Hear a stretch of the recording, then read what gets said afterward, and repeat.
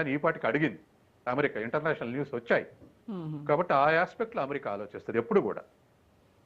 ఇప్పుడు మరి భద్రతా గ్యారంటీల పరిస్థితి ఏంటి? అమెరికా, నాటో, యూరోప్ ఇవన్నీ కూడా ఈ దేశాలు ఇచ్చేటువంటి భద్రతా గ్యారంటీలు నాటో ఆర్టికల్ 5 లాగా ఉంటాయని ప్లాన్లో ఉంది కదా. అలాంటప్పుడు రష్యా దాడి చేస్తే మళ్ళీ శాంక్షన్స్ వర్తిస్తాయి అని చెప్తున్నారు. అది రష్యా మీద వర్తిస్తాయి. కాబట్టి సహజంగానే ఇప్పుడు ట్రంప్ ఇదివరకు ఉన్నటువంటి అమెరికా ఇదివరకు ఉన్నటువంటి స్టాన్స్ వేరు, ట్రంప్ స్టాన్స్ వేరుంది.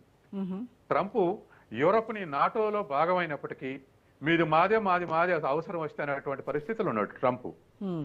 తను ముందే అధికారానికి వచ్చేటప్పుడే చెప్పాడు కదా, డాలర్ మించిన సుప్రీం ఉండటానికి లేదా అమెరికాను మించిన సుప్రీం కంట్రీ ఉండటానికి వీల్లేదు అన్నాడు కదా. కాబట్టి ఎక్కడి నుంచి అయితే తను లాభ పట్టడానికి ఆఖరికి కొన్ని యూరోప్ దేశాల మీద కూడా టారిఫ్లు పెంచితే వాళ్ళందరూ కూడా గండించారు. ఇలా టారిఫ్లు పెంచడం న్యాయం కాదని చెప్పేసి యూరోప్ EU దేశాలు కూడా గండించినాయి.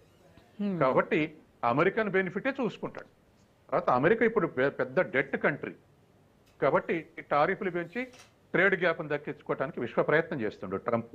దాంట్లో భాగంగానే చూస్తాడు ఏ దేశంతో ఏ వైరుధ్యం వచ్చినా ఆ ఆస్పెక్ట్లే పరిష్కరించుకుంటాడు.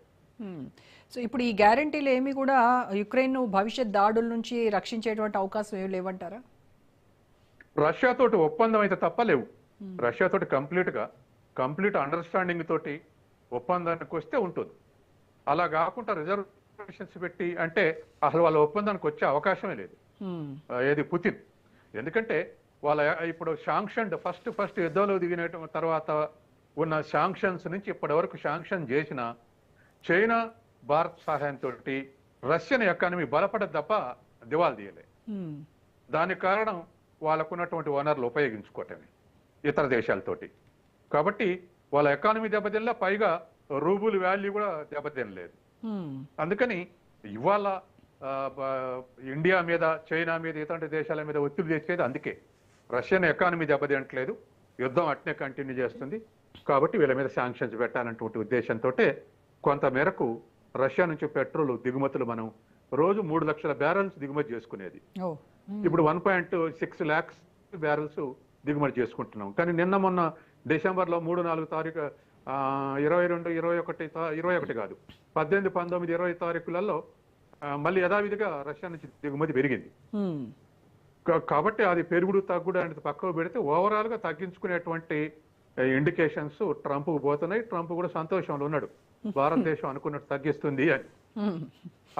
అది మన సెక్యూరిటీ దెబ్బతిస్తుంది లేదా మన పెట్రోల్ రేట్లు పెరుగుతాయి అని ప్రెజర్ ఉన్నప్పుడల్లా కాస్త మళ్ళీ మనం ఎక్కువ దిగుమతులు చేసుకుంటున్నాం.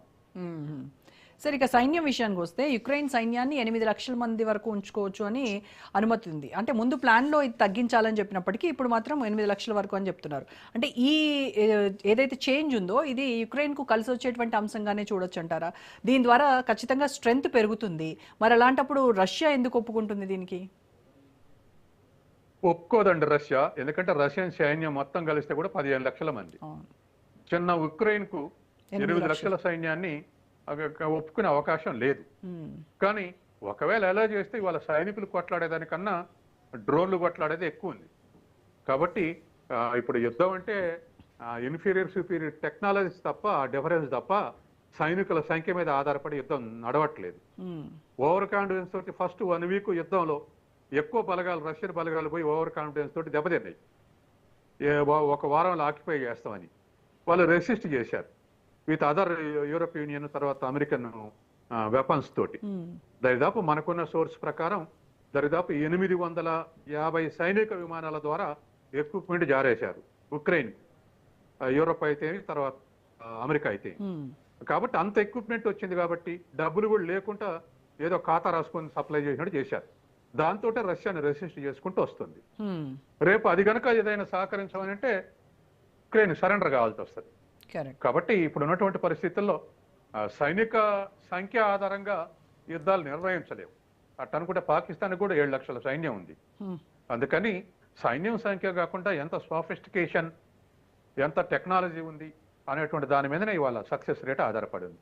ఎవరిది మరీ ఇంకైతే ఇప్పుడు మిజైల్స్ కాదు, ఎవరి దగ్గర అయితే సోఫిస్టికేటెడ్ ఇవి డ్రోన్స్ ఉన్నాయో వాళ్ళు అప్పర్ హ్యాండ్లు ఉంటున్నారు, టార్గెట్స్ రీచ్ చేస్తున్నారు. కాబట్టి అటువంటి పరిస్థితి వాళ్ళు ఉంది. మనకి ఇంత మిలిటరీ డిఫెన్స్ ఉంది, కానీ మొన్న పాకిస్తాన్ డ్రోన్స్ ని పడగొట్టింది, మిజైల్స్ ని ఎదుర్కొంది 3 S-400 యంత్రాలే. మనకున్నది S-400 3 ఉన్నాయి మనకు కౌంటర్ చేయడానికి రష్యా సప్లై చేసింది. అందుకే ఇప్పుడు ఇంకా మళ్ళీ ఒక 5 కావాలంటున్నాం.